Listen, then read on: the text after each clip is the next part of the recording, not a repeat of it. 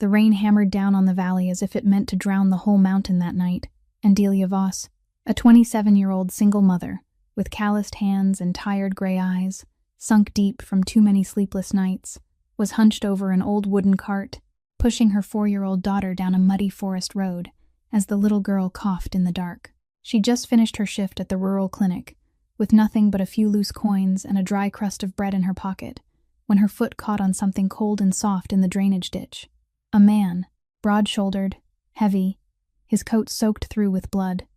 3 bullet wounds still seeping from his chest and stomach, his breath flickering like a candle about to go out. Her phone had no signal. The road was flooded. No ambulance could ever reach this far up, and the nearest hospital was 40 miles of mountain road away. A wiser woman would have walked away, but Delia couldn't, because she'd once studied nursing, and she'd sworn she would never turn her back on a life slipping away. She carefully cut a slit through the upper part of his heavy coat to press hard against the seeping wounds to stop the bleeding, leaving the lower hem intact, and with every last ounce of strength in her thin frame, she lifted the stranger onto her cart. Through that whole day and night, under rain that never let up, she dragged him forward, soothing her feverish daughter while whispering to the stranger to hold on, don't let go, giving him her last sip of water and her last bite of bread. She didn't know his name. She didn't know that the men in suits combing this road wanted him dead. She only knew one thing, that if she let a breathing man die in the mud, she'd never be able to look her daughter in the eye again. But when she finally stumbled through the emergency room doors, a convoy of black cars pulled up, and cold-faced men bowed their heads and called the man she'd just saved Boss Ironwood, and the blood in Delia's veins ran cold. Ironwood, that name. The very name of the family that had abandoned her and her daughter without a single dime. The man she'd hauled through a whole day and night of rain to keep alive turned out to be Caleb Ironwood, the most powerful crime boss in the Northeast, the one they said could take a dozen bullets and walk away untouched, and the older brother of the very husband who'd thrown her away. She'd just saved the life of the most dangerous man she should have left for dead. If this story moves something in you, hit that like button to support us. Share it with someone who needs a reminder that kindness still exists in this world. And don't forget to subscribe so you can follow every step of Delia's journey in the episodes to come. The cold white lights of the recovery room shone down as Caleb Ironwood opened his eyes, and the first thing he felt wasn't the pain in his tightly bandaged chest and abdomen, but a vague astonishment that he was still breathing. He had grown too familiar with lying down and knowing with certainty that he would never rise again, and yet now the hospital ceiling swayed above him, while the heart monitor beeped steadily beside his ear like a reminder that fate had changed its mind at the final moment. Hollis Pike, the man of nearly 50, with a weathered face and eyes that never left the door, had sat motionless beside the bed for hours, and when he saw his boss wake, he only let out a long, quiet breath, as though a stone had finally been lifted from his chest. Caleb tried to speak, his voice hoarse as if it had been scraped across sandpaper, asking what had happened, who had brought him here. Hollis was silent for a moment before answering that it wasn't their people who had found him first, but a woman, a complete stranger, who had dragged him on a wooden cart for a whole day and night through the rain-soaked forest to reach the emergency room, and that if she had been even about 1 hour later, the doctors would have had nothing left to save. Caleb frowned, trying to search through the broken fragments of memory flickering in his mind, a gaunt hand pressing hard against his wound, a voice whispering beside his ear telling him not to let go, a fragile warmth in the middle of bone-deep cold. But all of it kept slipping away like water through his fingers. He asked who the woman was, and Hollis, after a rare moment of hesitation, set a hastily written note on the table with a name on it, Delia Voss. Caleb read that name twice, 3 times, and then his whole body seemed to harden on the hospital bed. Voss. He knew that surname. It was the name of the woman his half-brother, Travis, had married and then abandoned years ago. The woman his stepmother, Odette, had always mentioned with contempt, calling her a country girl who only knew how to cling to the family and dig for money. Caleb had never met her, had never seen her face, had only vaguely heard that Travis had left her behind with a child and not a penny to her name. And yet the very woman his family had trampled was the one who had risked her own life and her daughter's to pull him back from the hands of death, without even knowing who he was. That bitter irony made Caleb's chest tighten more painfully than all 3 wounds. He closed his eyes and let the memory of that fateful night flood back. He had driven up into that isolated valley not because of business, but because of an old lead he had been quietly following for years. a clue about the abandoned Ironwood family warehouse, hidden deep in the mountains, the place where his birth mother had taken her last breath in what they had called an accident, though he had never believed it was one. He had carried a file with him, copies painstakingly gathered over many seasons, names, account numbers, the final pieces he believed would expose the truth. Then, on the dark forest road, his convoy had been blocked, and the men who opened fire weren't outsiders, but the trusted soldiers of someone who had sat at the same dinner table with him, a traitor from inside the organization whom he hadn't had time to name before he went down. Caleb opened his eyes, his breathing heavy, and the first thing he thought of wasn't the person who had shot him, but the file. He asked Hollis urgently where his belongings were, where the documents he had carried with him had gone, and Hollis only shook his head, saying that when they found him, all that remained was his blood-soaked body. Everything on him had been lost in the forest, perhaps scattered during the attack, or taken by the assassins. Caleb clenched his fist until his knuckles turned white. So many years of searching, and now, in a single night, all of it had vanished into smoke. Hollis added, almost as if only to fill the heavy silence, that his coat, the blood-soaked coat the woman had cut apart to stop the bleeding, was still with her, and she had said she would wash it and find a way to return it once he was well. Caleb didn't care about the coat. In his mind, only two things remained, striking against each other again and again without end. One was that the truth he had been searching for had just slipped out of reach, and the other was the name Delia Voss, the strange woman who had saved his life, the woman who bore the surname that should have made him feel the weight of guilt, not gratitude. 3 days later, when Caleb could finally sit up with his back against the headboard without feeling the whole room spin, he asked Hollis to bring the woman to see him, and when the hospital room door opened, he had already pictured the familiar scene he had seen so many times before. A benefactor walking in with calculating eyes, quietly weighing how much to ask for in exchange for saving the life of a man like him. But Delia Voss entered unlike anyone he had ever met. She was thin in an old, worn coat, her dark brown hair hastily tied back, her calloused hands folded across her chest as if trying to protect herself, and those gray eyes looked straight at him not with fear, but with a strange, quiet weariness, the kind of calm belonging to someone already far too familiar with facing things worse than a dawn lying in a hospital bed. Caleb spoke first, his voice still hoarse, saying that he knew she was the one who had saved him, that he owed her his life, and that he wasn't the kind of man who left debts unpaid. Then he signaled to Hollis, who immediately placed a thick envelope on the bedside table, the kind of envelope that, for most people in this world, would be a fortune large enough to change a life. He told her to take it as thanks, and that if she wanted more, he would take care of that too. Delia looked at the envelope for a moment, then looked back at him, and what stunned Caleb was that she didn't even blink at the amount she surely knew was inside. She gave a slight shake of her head and said she hadn't come here for money, that she had only come because Hollis told her he wanted to see her, and now that she had seen he was awake and past the worst of the danger, she felt at ease and only wanted to go home to her daughter, who was waiting for her. Caleb frowned, thinking he must have heard wrong, because in a life spent among people who were always stretching out their hands to beg and kneeling before his power, no one had ever pushed back what he offered with such easy indifference. He told her that she was dealing with the Ironwood family, a name that carried a weight in this region which very few people dared to dismiss. Delia's lips curved faintly, not into a smile, but into a tired, weary tilt, and she answered in a voice so calm it was almost gentle, saying she knew far too well what the Ironwood name meant, that it was that very name that had once thrown her out while she was pregnant, that had taught her the lesson that people bearing that name never saw someone like her as human. She paused for a beat, then looked straight into his eyes and said that on the night she found him lying in the ditch, she hadn't known he was the Ironwood boss, and she hadn't cared, because what she had dragged through the rain for a whole day and night wasn't a powerful dawn or a frightening surname, but only a dying person, a human being breathing his last fragile breaths, and she had saved him because she had once sworn she would never turn her back on a fading life, not because of who he was. She added that if she had known beforehand that he carried the name that had cast her and her child aside, perhaps she might have hesitated for a moment, but then she still would have dragged him out, because kindness shouldn't depend on who the person lying there happened to be. Caleb fell silent, and for the first time in many years, he couldn't find a single sentence to answer her. He had faced the cruelest enemies, had sat across from people ready to kill him without blinking,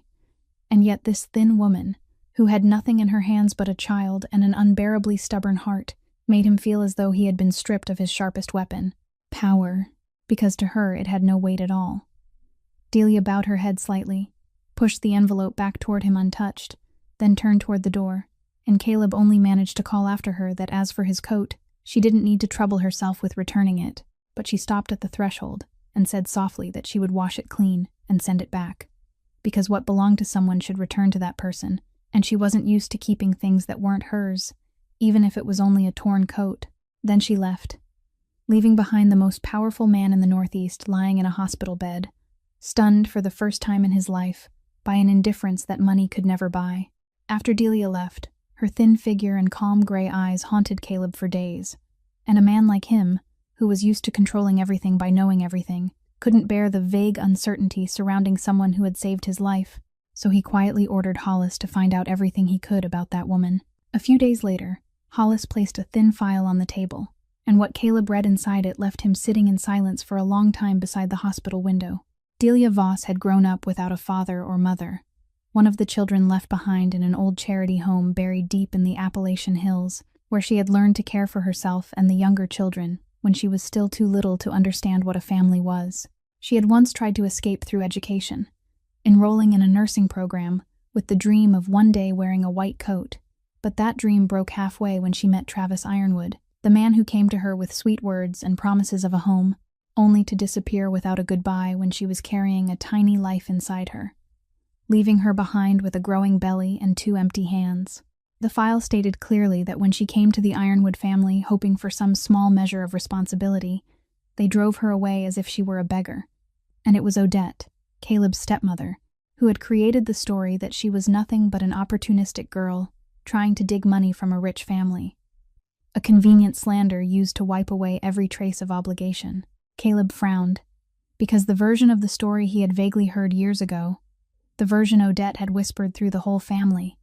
was completely different from what was laid out before him in black and white, and he began to realize that the woman his family had smeared for all those years had never truly asked for anything except a decent place for her child. The file went on to say that after giving birth, Delia had never once sued or demanded support. She had quietly carried her child back to the remote valley, built a makeshift life in an old wooden cabin,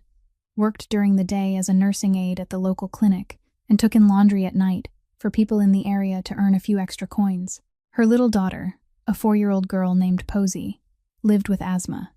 and on nights when the weather shifted, she would sometimes struggle for breath, forcing her mother to stay awake until morning to watch over her.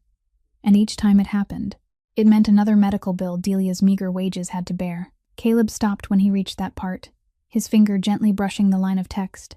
and suddenly he understood why her eyes looked so sunken, why her hands were so rough and calloused. It wasn't the weariness of a weak person, but the mark of someone who had braced herself against the whole world for many years and had never once fallen. What shook him most wasn't her poverty, because he had seen too many lives at the edge of ruin, but the fact that in the entire file there wasn't a single line showing that she had ever cursed or blamed the family that abandoned her. She wasn't hateful, wasn't bitter, wasn't trying to take revenge. She had simply kept living, kept saving people at the clinic, kept raising her child with everything she had, as if kindness and patience had rooted so deeply inside her that even injustice couldn't wear them away. Caleb closed the file, leaned his head back against the chair, and inside the man whose heart had grown calloused from too much betrayal and cold blood, a strange feeling began to glow, not pity, but a slow, burning remorse, because he realized that the woman who had risked her life to save him was the very woman the ironwood blood in his veins had once pushed to the bottom of suffering, and that the debt he owed her was far greater than one life alone. 2 weeks later, when his wounds had healed enough for him to stand on his own, Caleb did something even he couldn't quite explain. He told Hollis to drive him to the wooden cabin at the end of the valley, where the woman who had saved him was living, and he told himself he was only going there to get his coat back, though deep down he knew perfectly well that was only an excuse. When the car stopped at the end of the muddy trail, what Caleb saw made him freeze in his seat, because the house was even worse than the file had described. A crooked wooden cabin with boards already rotting away, and through the fine drizzle, he saw Delia standing unsteadily on an old ladder, both hands trembling as she tried to hold down a torn tarp to cover the part of the roof where water was leaking in. He stepped out of the car, and she turned to look at him with more caution than surprise, asking what he was doing there, her voice not softening at all, even though the man before her was the one whose life she had saved. Caleb stood at the foot of the ladder, looking up at the woman bracing herself against the damaged roof, and he said plainly that he had come to see how she was living, that he couldn't be at peace knowing the person who had saved him was forced to live in a place like this. Delia climbed down, wiped her soaked hands on the hem of her shirt, and answered that she had lived here for many years and had been fine, that the roof had been leaking for a long time and she could patch it herself, that no one needed to trouble themselves over it. He looked around the cramped cabin through the open doorway, saw a few old pieces of furniture arranged with almost painful neatness, saw a thin pot of soup simmering softly on the stove, and when Delia followed his gaze, she quietly stepped inside and ladled that soup into 2 portions, a larger one set aside and a smaller one for herself. The familiar act of dividing a meal so deeply ingrained that she did it almost without thinking, and Caleb understood at once that the larger portion was being saved for her daughter. He stood there, a man used to spending sums worth 1,000 times more than this whole cabin with nothing more than a flick of his hand, and for the first time, he felt a strange helplessness before a scene so simple. He took a signed check from his coat pocket, placed it on the rickety wooden table, and said he hadn't come to bestow charity, that this money was only a very small part of what he had, enough for her to repair the house and give her daughter a decent life, and he hoped she wouldn't refuse it the way she had refused the envelope at the hospital. Delia looked at the check, then looked at him, and this time there was no tired calm in those gray eyes, but a hard flame suddenly rising. She pushed the check back toward him and said in a slow but firm voice that she didn't need Ironwood money, that those very dollars had once been used to buy silence and brush responsibility aside, and that she would rather live in this leaking house for the rest of her life than teach her daughter that a person's dignity could be traded away. She went on, her voice softening slightly, saying that she hadn't saved him to be paid, and that if he was truly grateful, then the kindest thing he could do was leave her and her daughter in peace, not drag them into his world. The world she knew too well was full only of blood and dangerous things. Caleb took the check back and fell silent, and in that moment he recognized a truth that both unsettled and impressed him, that there were things in this world for which his power and money were completely useless, that the thin woman standing before him, with nothing but a leaking roof and a pot of soup split in 2, was richer than he was in the one thing he had never truly been able to touch in his life, a self-respect that couldn't be bought. He turned back to the car, leaving the wooden cabin behind him, but something inside him had begun to waver, an invisible wall he had built over many years now showing its first crack. Caleb had already placed his hand on the car door, ready to leave, when a clear little voice rose behind him and made him stop, and when he turned his head, he saw a tiny girl standing in the doorway of the cabin, her soft brown hair in a messy tangle, and her large round eyes exactly like her mother's, looking at him with curiosity and not a trace of fear. It was Posey, the 4-year-old daughter he had only read about in the file, and now the child was slowly walking toward him in small steps, one hand clutching something hidden behind her back. Delia rushed out from inside the house, instinctively reaching to pull her daughter back, but Posey was already standing in front of that large, strange man, craning her neck to look up at him, then holding out her tiny hand. In her palm was a single piece of candy, a little melted from the warmth. Something anyone could see was the most precious thing a poor child could own. The little girl said in her lisping voice that he should take it, because her mommy said he was hurt, and whenever she got sick and had to take bitter medicine, her mommy always gave her a piece of candy so she would feel better, so she was giving him this candy, so he could get well soon. Caleb stood frozen. The man who had faced gun barrels without blinking. The man accustomed to people offering him the most expensive gifts to beg for his favor, now not knowing what to do before a melting piece of candy in the tiny palm of a child who didn't know who he was, didn't need anything from him, and simply wanted him to hurt less. He slowly knelt on one knee to be level with her, and when his hands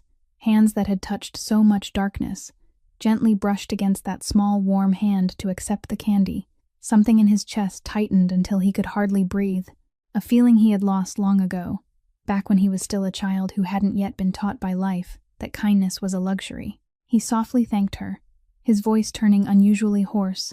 and Posey smiled so brightly it was as though she had done something magnificent, then said innocently that he had to promise he would get better, because her mommy said saving someone was the best thing in the world. Delia stepped forward and gently drew her daughter into her arms, and when she looked up at Caleb, who was still kneeling with the candy in his hand, something wavered briefly in her eyes, but then she tightened her hold on Posey's shoulders and said in a quiet but firm voice that she was sorry because the child was still too young to understand, and she hoped he understood that no matter how fond the little girl might be of him, she still couldn't allow herself and her daughter to become involved with him. Caleb stood, gripping the candy in his hand as if it were the most precious thing he had ever been given, and he said he only wanted to help the child, to take care of her treatment, that he had enough means to make sure Posey never again had to struggle for breath in the middle of the night without medicine. But Delia shook her head, this time more firmly than ever, and said she knew his offers came from good intentions. But the world he lived in was one where people shot at each other on forest roads, where death waited behind every door, and she would rather remain poor all her life than let her daughter grow up in that darkness. Would rather carry the burden alone than trade her child's peace for money from a man like him. Caleb looked at the young mother holding her child tightly,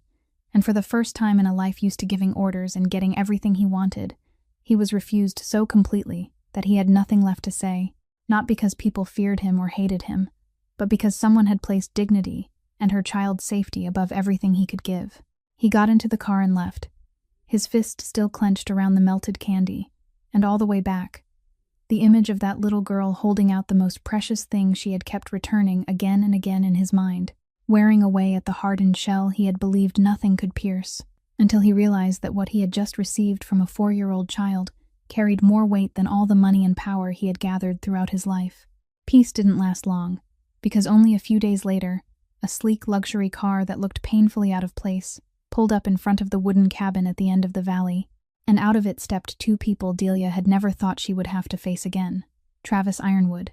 the man who had abandoned her years ago, now dressed handsomely though his eyes were still as cowardly as ever, and beside him a haughty woman with a sharp, cold beauty. Brenna Scalt,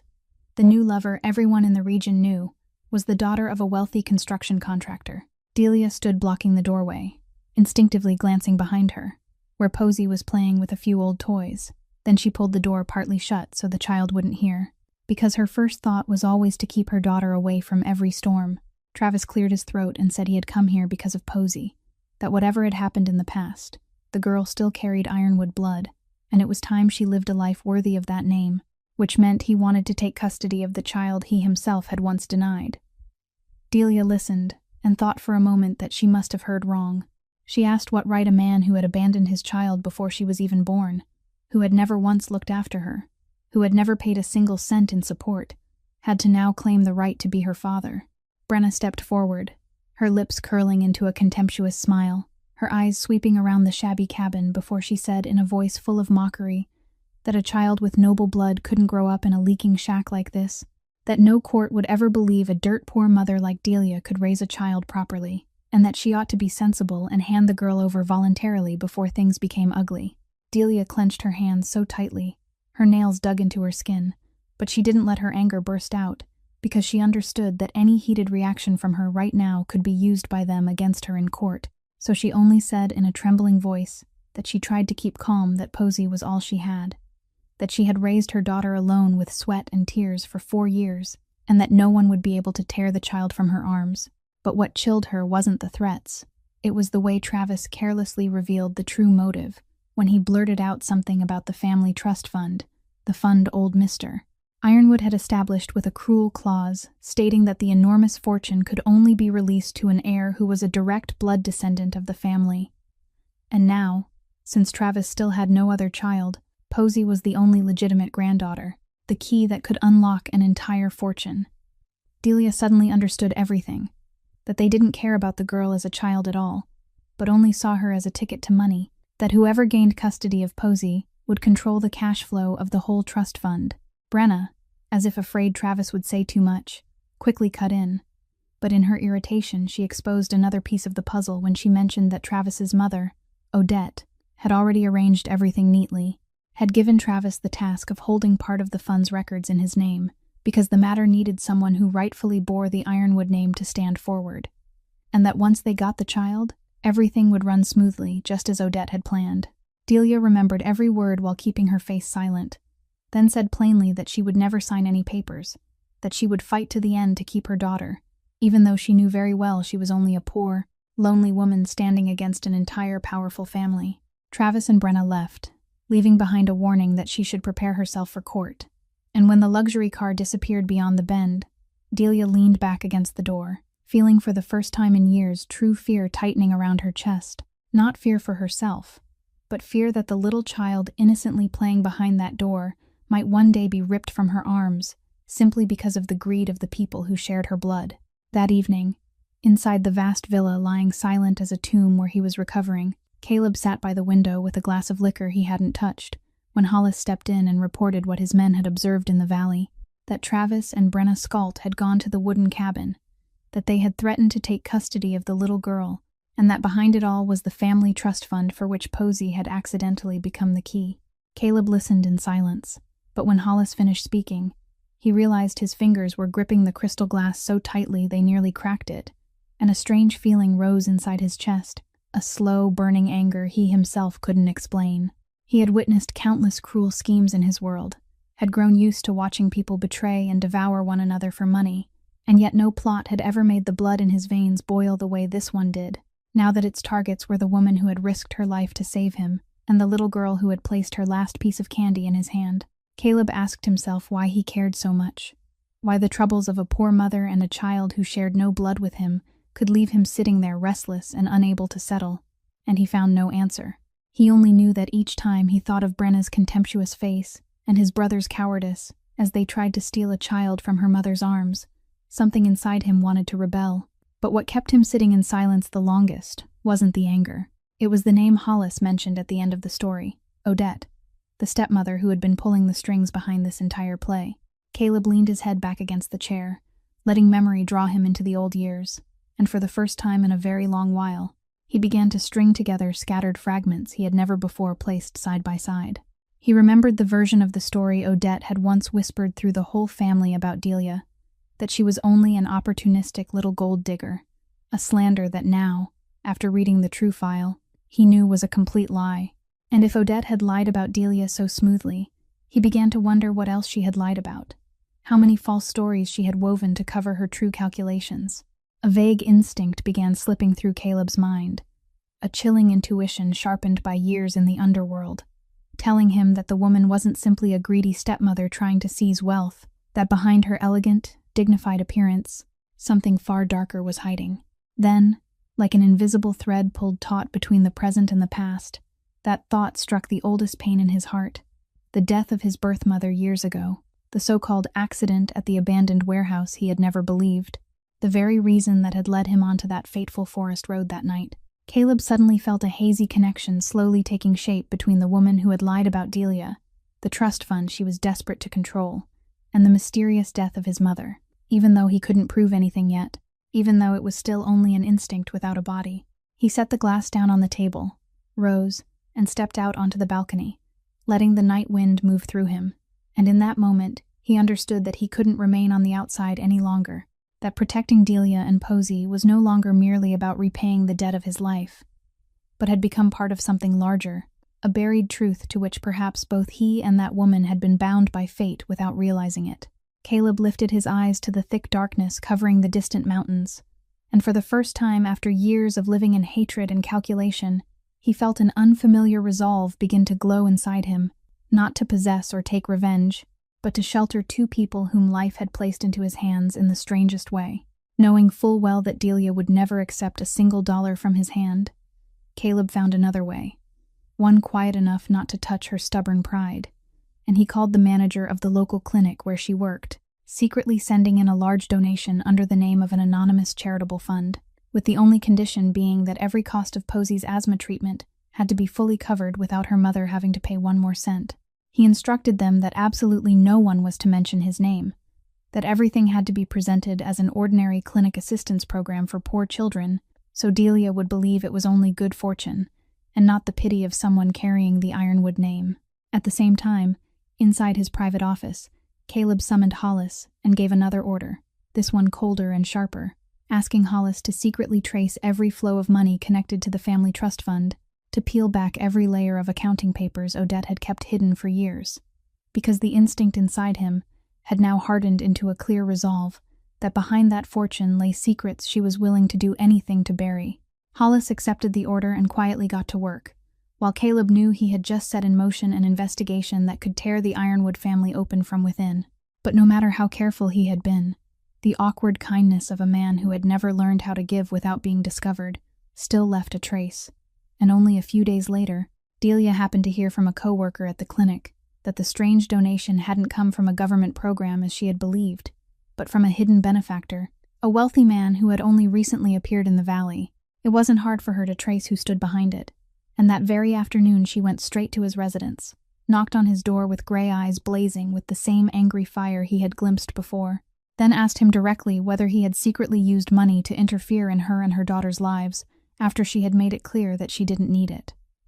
Caleb didn't deny it. He stood there facing her anger, and for the first time in his life, the man who was used to imposing everything chose to speak from the truth of his heart. He said he knew she would never accept his money, so he had found another way, not to insult her, but because he couldn't bear the thought that the child who had given him her last piece of candy would have to struggle for breath in the middle of the night just because there weren't enough dollars for medicine. Delia tried to cut him off, but he went on, his voice lowering and sincere, in a way that felt strange, even to him, saying that all his life people had come to him because they feared the Ironwood name, because they wanted his power and his money, and not once had anyone looked at him as a human being. He told her that on the night she dragged him through the rain for a whole day and night, she hadn't known who he was. She hadn't saved him because he was the most feared Don in the Northeast, but only because he was a fading life. And that was the first time in so many years someone had treated him with unconditional kindness, without calculation, without demand. He said she had reminded him that behind the Ironwood name, there was still a human being, and all he was trying to do now was learn how to answer that, learn how to give without self-interest, even though he was so clumsy at it that she had caught him red-handed. Delia stood in silence, the anger in her eyes slowly softening, because she realized the man before her wasn't lying, that beneath that rough, hoarse voice was a loneliness so deep that money and power had never been able to fill it. And for the first time, she began to look at him not as someone carrying the bloodline that had rejected her, but as a human being carrying wounds no less painful than her own. But that fragile peace didn't last long, because the world Caleb was trying to separate himself from wouldn't let him go so easily. And one afternoon, as he and Hollis were leaving the valley after checking several leads, Hollis suddenly noticed an unfamiliar car following them from a distance, moving slowly and deliberately through the deserted bends in the road. Caleb understood at once that the traitor who had once ordered men to open fire on him now knew he was still alive, and that his hired hands had traced him to this remote place. He signaled for Hollis to turn onto a side road leading up into a sparse stretch of forest far from any houses. A deliberate decision, because the only thing he thought of in that dangerous moment was pulling the threat as far away as possible, as far from the wooden cabin at the end of the valley as he could, as far from Delia and her child as he could. The strange car accelerated after them, and when both sides stopped in an empty clearing in the woods,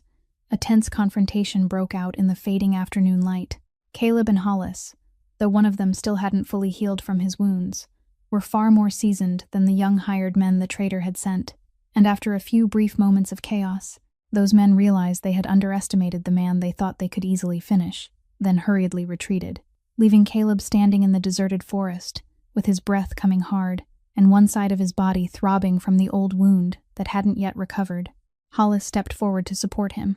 anxiously asking whether he was all right, but Caleb only shook his head,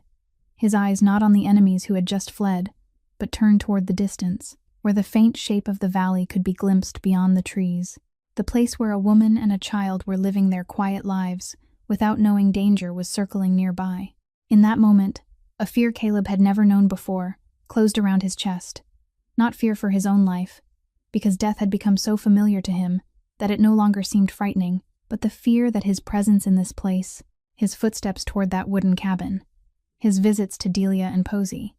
were all unknowingly painting a target on two innocent people. He thought of what might have happened if those hired men, instead of following him into the forest, had found their way to the cabin on a day he came to visit, and what would have become of that mother and her little girl, and that thought alone was enough to send a chill down his spine. Caleb understood that the dark world he carried with him was like a contagious disease, that anyone who came near him risked being pulled into its dangerous current. and that Delia had been right from the beginning when she fiercely refused to let herself and her daughter become involved with him, because she had seen early what he was only now truly beginning to feel. All the way back, Caleb sat silent beside the car window, and inside his mind was a fierce struggle between the feeling newly kindled in him, the one he didn't want to admit, and the cold reason that had shaped him for so many years. One part of him longed to stay, to protect the mother and child, to do something he had never done for anyone. But another part of him, the part that understood far too clearly the price of being loved by him in a world like his, cried out that the only way to truly protect them was to leave them. Caleb closed his eyes, letting the pain in his side remind him how fragile everything was, and he knew that the hardest decision of his life was waiting ahead, a decision that no matter which way he chose, his heart would have to pay the price. For the next several days, Caleb wrestled with the heaviest decision of his life, and in the end, on a morning when rain blurred the entire valley, he went to the wooden cabin one last time, not to stay, but to say goodbye. Delia opened the door, a flicker of surprise crossing her face when she saw him standing there in the rain with an expression far quieter than usual, and the instinct of a woman who had endured too much told her that something was wrong. Caleb didn't circle around it. He said he was leaving this region, that he had arranged for Posey's medical support to continue without his presence, and that from now on she wouldn't have to see him again. Delia went still, her gray eyes wavering for a moment, and she asked why he had suddenly decided such a thing. Caleb only answered in a low, hoarse voice that it was the best thing he could do for her and her daughter, that there were people who, no matter how much they wanted to stay, still had to leave so the ones they cared about could live in peace. He didn't tell her about the strange car that had followed him, about the confrontation in the empty forest, about the fear that had crushed his chest when he thought of his darkness reaching this house, because he didn't want to plant more fear in the heart of a woman who had already carried too much. He simply swallowed all of it down and wrapped himself once more in his familiar indifference. Delia looked at him for a long time, and though her reason told her this was exactly what she had once wanted, that she had always prayed this man would leave her and her daughter's lives behind, strangely, in the moment she heard him say goodbye, she felt an emptiness she couldn't explain, a sudden hollow opening inside her. She realized that somewhere along the way, his presence had become part of her seemingly ordinary days, that she had grown used to seeing his shadow at the doorway, used to his deep, rough voice, used to the way he clumsily tried to protect her and Posey in the manner of a man who had never known how to love anyone. She had grown used to having him there, and that truth unsettled her more than anything,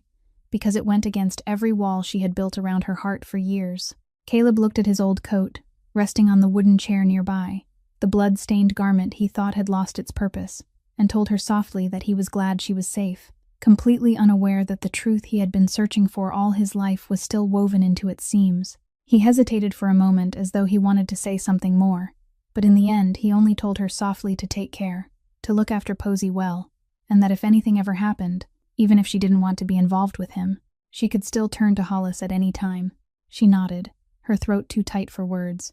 and when Caleb turned and walked away beneath the rain, his large figure gradually vanishing behind the white curtain of water, Delia stood motionless in the doorway for a long time, one hand unconsciously clutching the coat to her chest. From inside the house, Posey ran out and asked in confusion whether he had gone, when he would come back, and Delia could only bend down and hold her daughter in her arms, not daring to say that perhaps he would never come back at all. That night, after her daughter had fallen deeply asleep, Delia sat alone beside the dim oil lamp, Caleb's coat resting across her lap as she silently smoothed each fold, her heart tangled with feelings she couldn't name, and for the first time after so many years of telling herself she needed no one, her little house suddenly felt strangely empty, as if that man's departure had taken with it something she hadn't yet realized she had come to cherish so deeply. Several days passed in that strange emptiness, and then Delia decided she had to finish the thing she had promised long ago, to wash Caleb's coat clean and find a way to send it back, because keeping something that didn't belong to her had never been her way, even though deep in her heart she knew that coat now carried a meaning entirely different from before. She brought it to the basin, turning through each fold of fabric torn at the top, but intact at the bottom from that fateful night in the drainage ditch, and when her practiced hands ran along the inner lining, she suddenly went still at the feel of an unusual hard lump near the hem, something hidden carefully between two layers of cloth where the naked eye couldn't see it. She followed the seam and noticed that one corner of the fabric had been sewn shut with deliberately clumsy stitches, and when she carefully opened it, a small envelope wrapped in waterproof plastic slipped out, the only thing still intact after a whole night soaked in rain and blood. Delia's heart beat faster as she opened that envelope, and what appeared before her made her sit frozen beside the basin, because it wasn't money or identification papers, but an investigation file crowded with words and numbers, old copies of documents, a long list of unfamiliar names, followed by strings of account numbers, and in the middle of all of it was a death certificate yellowed by the years. Delia suddenly understood. This was the file Caleb had believed was lost on the night he was ambushed.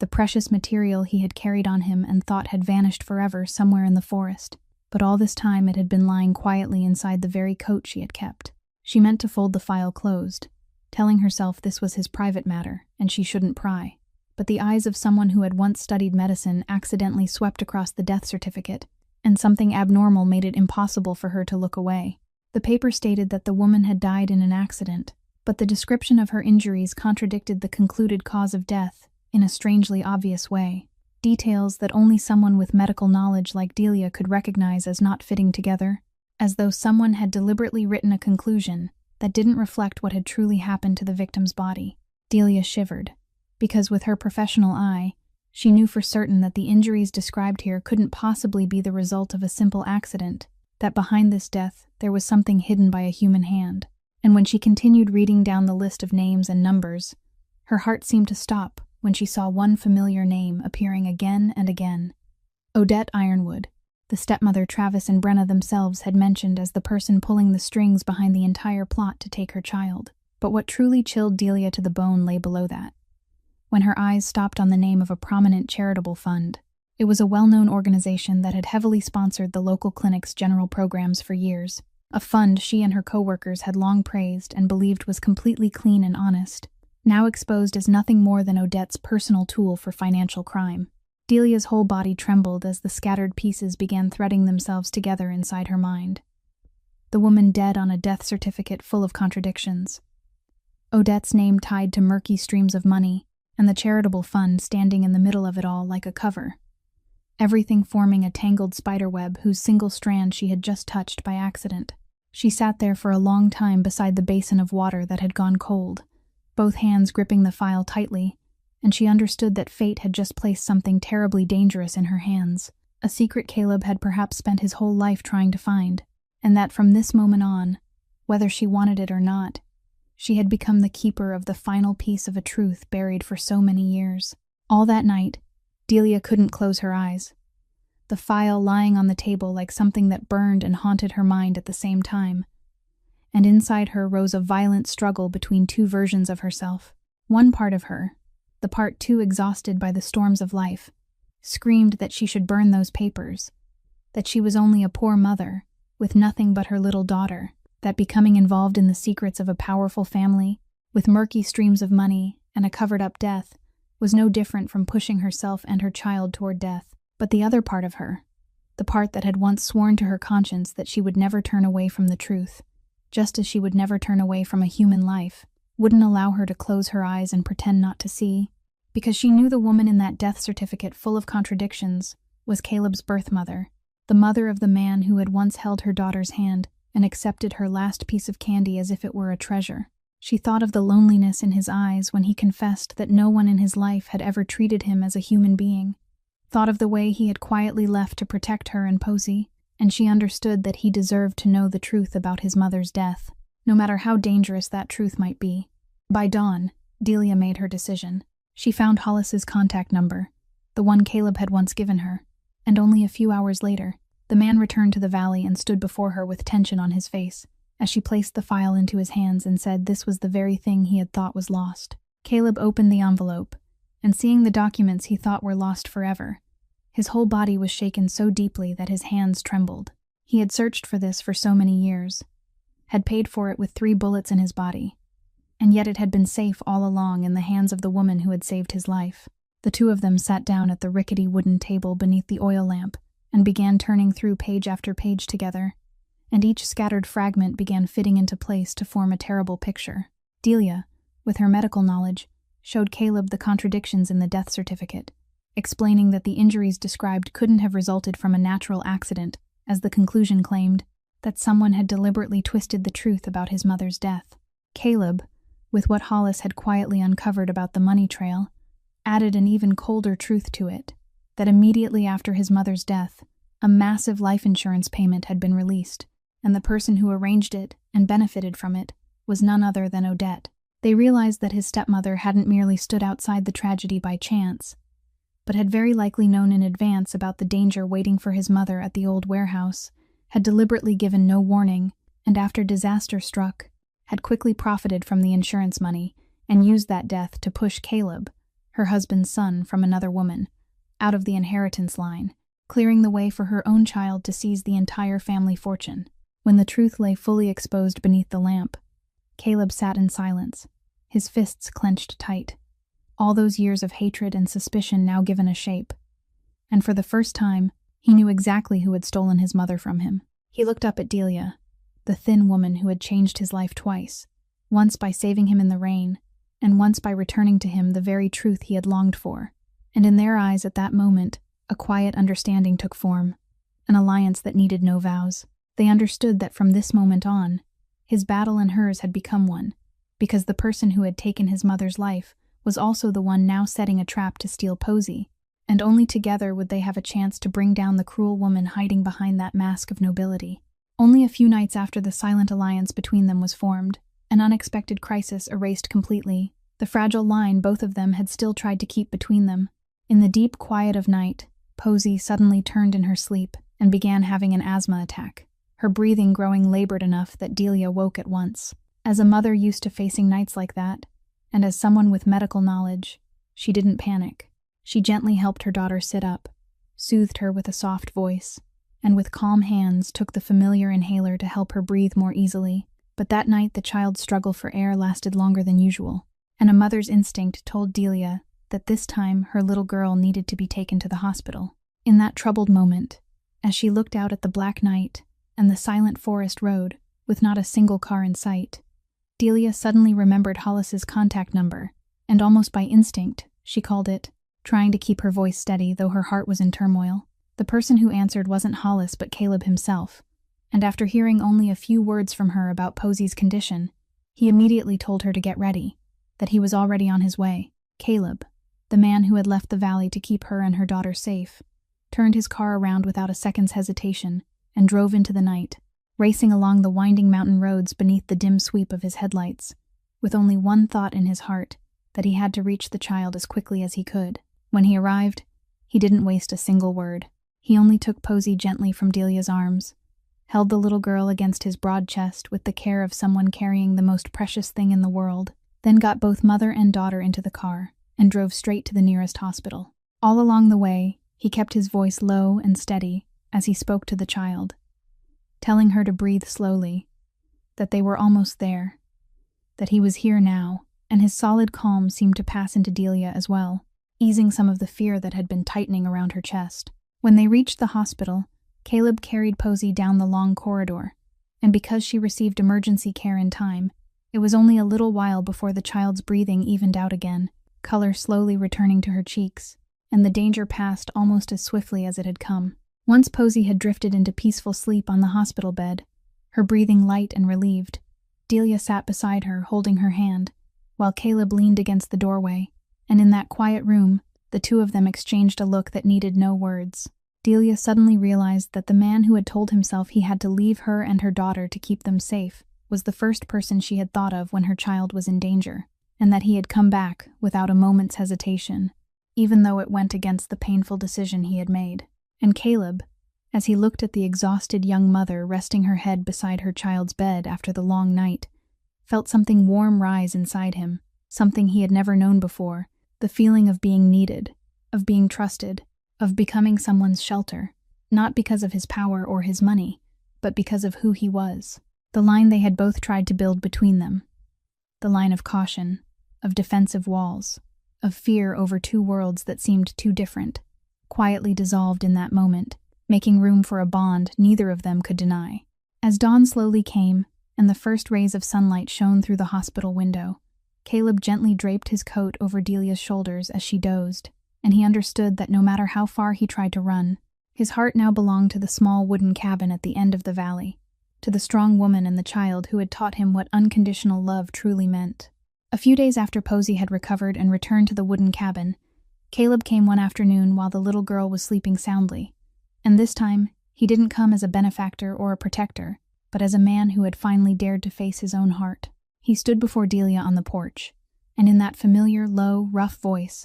though this time it trembled with a rare emotion, he said plainly that he couldn't keep pretending what he felt for her was only gratitude. He confessed that all his life he had lived in a cold world where no one was sincere with anyone, where he had learned not to need anybody so he would never have to hurt, but ever since the night she dragged him through the rain, something inside him had broken open and could never heal back the way it had been. He said he wanted her, wanted to be with her and Posey, wanted to protect them both, and in his voice there was still the fierce possessiveness of a man accustomed to owning everything he desired, but this time it had softened, wrapped in a tenderness he himself had never imagined he could possess. He said he knew he didn't deserve her, that his hands had been stained by too many dark things, but he was asking her for one chance to prove that the man she had saved could become a better human being because of her. Delia stood in silence and listened to every word, and her heart felt as though it were being torn in two, because she couldn't deny that what he had said was also the very feeling that had been quietly growing inside her all this time, the emptiness his leaving had left behind, the warmth she felt when she saw him return in the middle of the night for her child. All of it was proof of an emotion she had tried to deny, but then the walls she had built over so many years rose up again, and she stepped back, shaking her head, saying in a choked voice that she had once believed in a man carrying the Ironwood name and had paid for it with her whole youth and the bitterest years of her life. She said that now her heart had room for only one person, her daughter, that she no longer dared to place her trust in love, no longer dared to risk opening her heart only to be abandoned again, and more than anything, she was afraid of the world he lived in, that world of bullets and enemies lurking in the dark, the world where even one step inside could drag Posey into danger, and she would rather bury her own feelings than trade her daughter's safety for her private happiness. She said she could see the fresh tension in his posture, the tight, defensive way he moved, and she sensed that he hadn't told her the whole truth about the danger that followed him when he left, and she could never love a man with a peaceful heart when every day beside him might be the last. Caleb looked at her, and in his eyes there was no anger or disappointment, only quiet pain and understanding, because he knew everything she said was true, knew that his world itself was the greatest barrier between them. He stepped closer, not touching her, only saying softly that he wouldn't force her into anything, that he was willing to wait, and more importantly, that he promised he would change, that he would tear himself free from that dark world with his own hands, so that one day he could come to her as a free man, with no shadow left clinging to him. Delia lifted her eyes to him, her gray gaze shimmering with tears, and though she didn't speak a word of acceptance, her silence in that moment was no longer the cold refusal it had once been, but the trembling of a heart beginning to allow itself to hope, even if it was only a fragile thread of hope amid all the fears that still remained. While the feelings between Caleb and Delia were beginning to open their first thin rays of hope, on the other side, Odette Ironwood wasn't sitting still, because she had scented that the stepson she thought she had removed years ago was not only alive, but also moving closer to the woman who held the key to the trust fund. As someone cold and seasoned in calculation, she decided to strike first, and this time, the blow wasn't aimed at anyone's body, but straight at Delia's weakest point in the eyes of the law, her fitness as a mother. Odette and Brenna quietly hired the sharpest lawyers, building an entire false file meant to smear Delia's name. They photographed the leaking wooden cabin, inflated her poverty into neglect, fabricated statements claiming she was often away from home and left her child alone, that the little girl was sickly because she wasn't properly cared for, turning the very sacrifice of a hard-working single mother into evidence, accusing her of being unfit to raise her child. Their goal was very clear: to drag the custody battle before the court, corner Delia until she was forced to sign away Posey's rights to the trust fund. Because once they had that, Odette would hold full control over the entire fortune through the grandchild she saw as nothing more than a pawn. When the court summons was delivered to the wooden cabin, Delia sat in silence, staring at those cold lines of text, and for the first time, she felt the terrible weight of an entire machine of power and money grinding down on a poor, lonely woman like her, and the fear of losing her child tightened around her chest until she thought she couldn't breathe. But beneath that finely woven scheme, Odette's true nature also began to show through her own hurried actions. Because as Hollis continued tracing the money flows, he discovered that in order to fund the lawsuit and conceal old deficits, Odette had begun draining the trust more recklessly, moving money through the very false charity whose name Delia had once seen in the file, a sophisticated money laundering web that had been woven over many years beneath the cloak of compassion. That woman wasn't only a greedy stepmother. She was a true financial criminal, willing to forge documents, commit insurance fraud, and turn charity into a tool for hiding crime. Yet among all the hard-hearted people inside that conspiracy, one link began to loosen, and that link was Travis. As the weak-willed man stared at the falsified records sitting heavily in his hands, the guilt of what he was doing to his own blood began to gnaw at his conscience. Travis wasn't evil to the very end. He was weak and greedy, and when he saw his mother willing to crush a woman and a child for money, something in his conscience began to wake, especially as the image of the daughter he had never dared to acknowledge kept haunting his mind. He began avoiding his mother's planning meetings, began hesitating whenever he was asked to sign new papers, and in his eyes there appeared a flicker of remorse that Odette, too confident in her control, never noticed. Meanwhile, Delia, though terrified by the thought of going to court, wasn't alone the way Odette believed, because Caleb was now beside her with the fateful file, and both of them understood that the trap the stepmother had set to destroy them was also the noose she was unknowingly tightening around her own neck. On the day of the hearing, the courtroom was packed, and Odette Ironwood entered with the grand bearing of a woman certain she already held victory in her hands, with haughty Brenna and a team of expensive lawyers beside her, while Delia sat on the opposite side, her face pale but her eyes steady, and beside her, quiet yet solid, was Caleb. When the hearing began, Odette's lawyers unleashed every accusation they had prepared, presenting photographs of the leaking house, reading aloud fabricated statements about the mother's neglect, and painting the picture of Adelia unfit to raise her child. Odette, believing every piece was already in place, even rose to speak in a voice full of smugness, hinting that a child carrying Ironwood blood deserved to be raised by the family rather than by a poor, lowly woman. And in that triumph, she accidentally exposed the fact that she viewed her grandchild more as an asset than as a human being. But when it was their turn, Caleb's lawyer slowly stood, and with Delia's medical testimony, they placed before the judge the fateful file that had been recovered from the coat. With the calm of someone trained to save lives, she laid out clearly every contradiction in the death certificate of Caleb's mother, pointing out that the injuries described couldn't have resulted from an accident, as the conclusion claimed. Then one by one she exposed the unusual flows of money leaving the trust fund, the massive insurance payments that had fallen into Odette's hands immediately after that death, and the false charity used to move dirty money. The entire courtroom fell into stunned silence,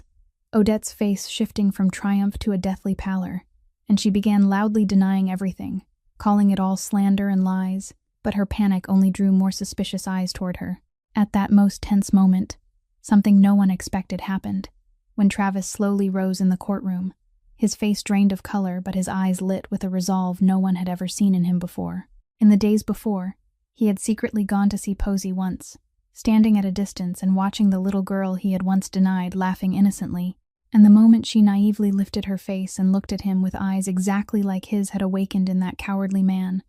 a father's love he had thought he would never possess. Now, unable to keep silent as his mother crushed his own daughter and the woman who had raised her,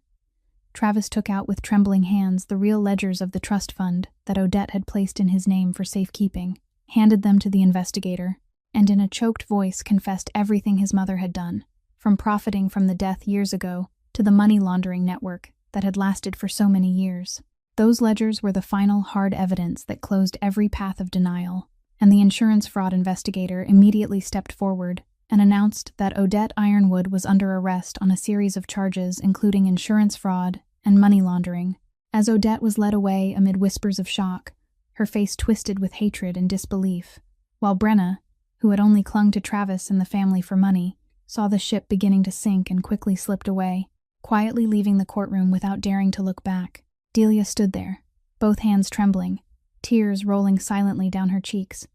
Not from fear anymore, but from relief, because she understood that justice had finally been served. Her daughter was safe, and the truth buried for so many years had been brought into the light. With Odette's fall, a dark chapter in Caleb's life closed, but he knew there was still one final shadow that had to be dealt with before he could truly turn to a new page: the traitor inside his organization who had ordered men to shoot him on that fateful forest road. In the past, the Caleb of the underworld would surely have chosen blood as his revenge, answering betrayal in the brutal language he knew too well.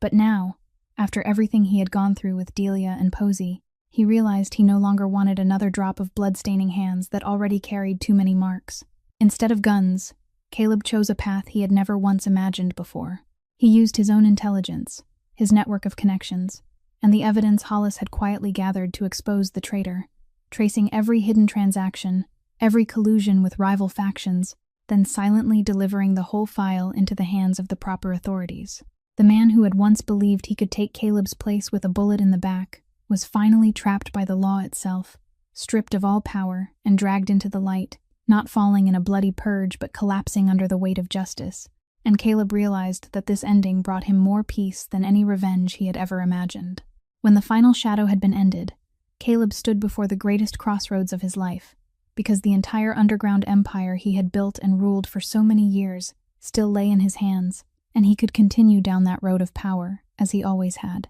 But every time he closed his eyes, what appeared in his mind was no longer schemes or battles over territory, but the image of a 4-year-old child holding out her last piece of candy to him, the calm gray eyes of the woman who had saved him simply because he was human, and he understood that if he wanted to be worthy of them,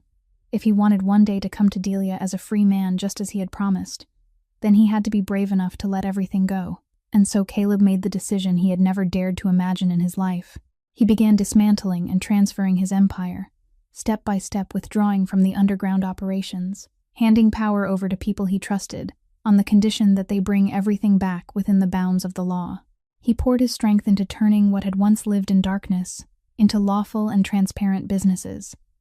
transforming warehouses and commercial properties into respectable enterprises that created jobs for people in the region, and quietly using his vast fortune to make amends for the wrongs of the past. Hollis, the man who had walked beside him through so many storms, saw his boss smile with true relief for the first time, and he understood that the man once called the most powerful Don in the Northeast had finally found what money and power had never been able to give him: peace within his own soul. That process wasn't easy, and it didn't happen overnight. There were nights when Caleb still lay awake with the ghosts of the past, still had to face those who didn't want him to leave. But each time he thought of the small wooden cabin at the end of the valley, of the woman and the child who had lit inside him a warm flame he thought had gone out long ago, he found more strength to keep walking the path of cleansing himself. Day by day, the man who had once carried the feared Ironwood name slowly shed his dark shell, not because anyone forced him to, but because he had been changed by the unconditional kindness that a poor mother and her little daughter had given him, without ever asking for anything in return. Many months passed after justice was served, and life in the little valley slowly changed in ways Delia had never dared to dream, because now she could return to the unfinished dream of her life. She enrolled again in the nursing program she had once been forced to leave behind, carrying her books to class day after day, then returning home to care for her child with a joy she had thought life had stolen from her forever. The woman who had once bent her back washing other people's clothes to earn the last few spare coins had now regained her dignity and her faith in herself, not because anyone had handed them to her, but because of the strength and enduring kindness she had never lost, even through the bitterest years of her life. Caleb, the man who had cleansed himself from the darkness of his past, remained quietly beside mother and daughter, no longer as a benefactor or a protector, but as an irreplaceable part of that small family. And then, on one peaceful afternoon, he decided to say aloud what his heart had carried for so long. He didn't bring a glittering diamond or any lavish gift people might expect from one of the wealthiest men around, because he understood better than anyone that such things carried no weight with the woman who had once pushed back an envelope full of money without blinking. Instead, he took her to see a small, warm house he had quietly prepared. A true home, with no leaking roof, with a fireplace, with a lovely little room just for Posey, and he held her calloused hands as he told her that he wasn't asking her for a life of wealth. He was only asking to build a home with her, to be the shoulder she could lean on whenever she was tired, and to love Posey as his own child for the rest of his life. Delia looked into the eyes of the man who had changed her whole life, eyes that had once been cold but were now filled with tenderness, And this time, after so many years of locking her heart away in fear, she no longer stepped back, because she had won justice for her child, had healed from the old wounds, and more than anything, she had learned that not every man bearing the Ironwood name was the same, that there were people willing to give up an entire empire just to become worthy of love. So she nodded softly, letting tears of happiness roll down her cheeks, and gave the answer they had both waited for far too long. And then, as if fate had arranged it with gentle hands, on the very day they moved into their new home, rain once again fell across the valley in a misty veil, the kind of rain that brought back the fateful night months ago when a thin woman had pulled a wooden cart, carrying her child through the cold downpour to save a stranger. But this time, everything was different, because Delia no longer had to force herself to walk alone through the rain. Beside her was Caleb, tilting an umbrella to shelter both mother and child, while healthy, rosy-cheeked Posy skipped along holding both her father's and mother's hands, her clear laughter rising above the sound of rain. The rain that had once been a symbol of suffering and loneliness had now become a rain of cleansing and new beginnings, watering a family healed from the very things that once seemed shattered beyond repair. The story of Delia and Caleb leaves us with a profound lesson: that unconditional kindness, the kind of kindness without calculation and without asking for repayment, has a miraculous power to redeem even a soul that seemed hardened beyond feeling, and to light a flame in the darkest place. That a person's dignity is never measured by wealth or poverty, but by the way they treat those weaker than themselves, and that no matter how harshly life may crush us, as long as we hold on to kindness and compassion in our hearts, sooner or later the light will find its way back after even the longest rains. If this story has touched your heart, please subscribe to our channel, press the like button, and share this video so you can listen to many more meaningful and captivating stories every day. How do you feel about Delia and Caleb's story?